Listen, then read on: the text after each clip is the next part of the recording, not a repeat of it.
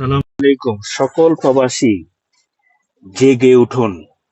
বাংলাদেশে আসিফ নজরুল আছে না, এই শালার ফুস শালারা বসে বসে আইন করে যে প্রবাসীরা প্রবাসের তাই দেশে গেলে 2 মাস মোবাইল রেজিস্ট্রি করা থাকতে পারবে। আমি বলবো এটা কি তোর আব্বার নিরে?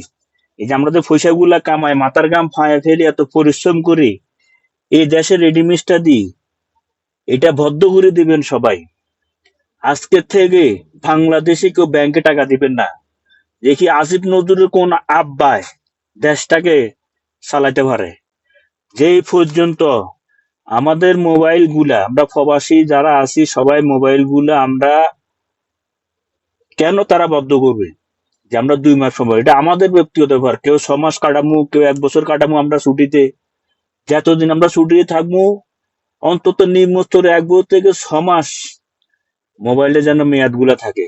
কারণ একজন প্রবাসী রক্ত ঘামানো পয়সা এই বাংলাদেশে পাঠায়।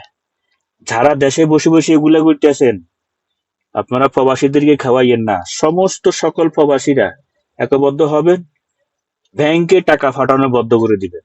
দেখি এরা কিভাবে আইন তৈরি করে।